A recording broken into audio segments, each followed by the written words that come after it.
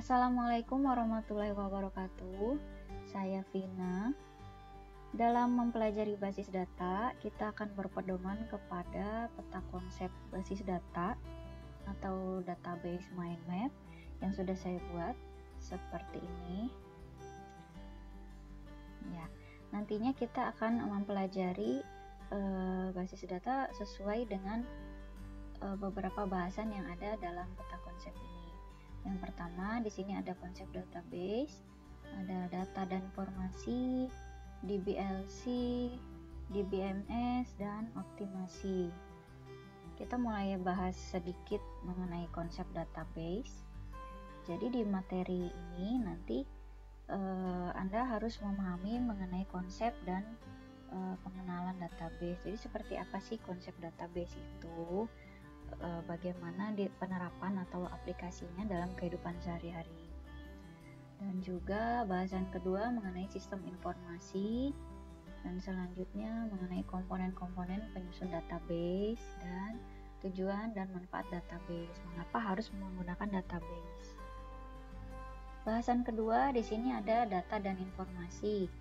Nah, lalu di sini akan dibahas secara mendetail mengenai konsep data dan informasi, dan juga ada jenis-jenis SI atau sistem informasi. Di bahasan yang ketiga, kita mulai masuk ke praktek dalam pemodelan database menggunakan DBLC. DBLC ini adalah database life cycle atau daur hidup atau siklus dalam pengembangan database. Dimulai dari analisis, desain, sampai implementasinya. Tahapan-tahapannya adalah seperti yang akan dijelaskan dalam materi DBLC. Yang pertama ada konsep DBLC. Bagaimana sih sebenarnya konsep pengembangan database itu? Lalu setelah Anda paham, Anda dapat lanjut mempelajari mengenai analisis dan data design. Jadi di dalam materi ini Anda harus memahami bagaimana sih mendesain database yang baik. Tentunya sebelumnya dengan cara menganalisis kira-kira data apa saja yang dibutuhkan dan sebagainya. Setelah analisis dan data desain selesai dilakukan, Anda bisa langsung memodelkan dengan pemodelan yang pertama, yaitu CDM atau Contextual Data Model.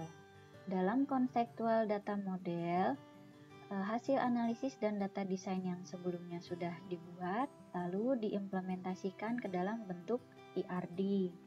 ERD ini adalah Entity Relationship Diagram atau diagram IR. Nah, setelah diagram IR ini sudah jadi, lalu kita cek normalisasinya. Jadi data-data yang sudah didesain tadi harus normal. Maksudnya normal itu ada ketentuan-ketentuannya. Ini adalah tahapan normalisasi 1NF, 2NF, 3NF, 4NF, dan BCNF atau Boy's Code Normal Form.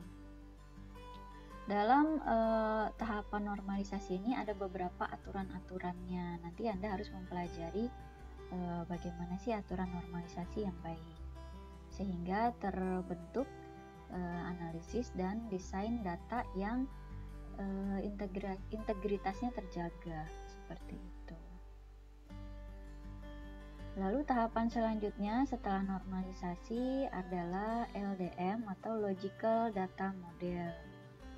Di dalam LDM kita melakukan konversi dari ERD, dari bentuk diagram IR, dikonversi menjadi bentuk tabel relasional menggunakan Six Simple Rule yang sudah saya susun sebelumnya. Nanti akan saya paparkan dalam materi ini. Setelah jadi bentuk tabel relasional modelnya, lalu dilanjut ke pemodelan selanjutnya, yaitu PDM atau Physical Data Model.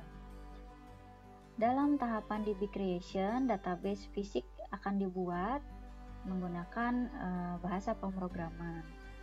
Setelah database fisik jadi, Lalu dilakukan data input. Di sini dibahas mengenai bagaimana sih cara menginput data ke dalam database yang sudah dibuat sebelumnya. Dan ada pembahasan terakhir mengenai query dan report. Jadi dalam query dan report ini kita akan bahas bagaimana data yang sudah ada di dalam database tadi diolah dan dimanipulasi atau dikelola untuk menjadi laporan-laporan yang dibutuhkan menggunakan query. Seperti itu. Baik, sekian dulu untuk bahasan materi kali ini. Silahkan dilanjutkan ke bagian kedua.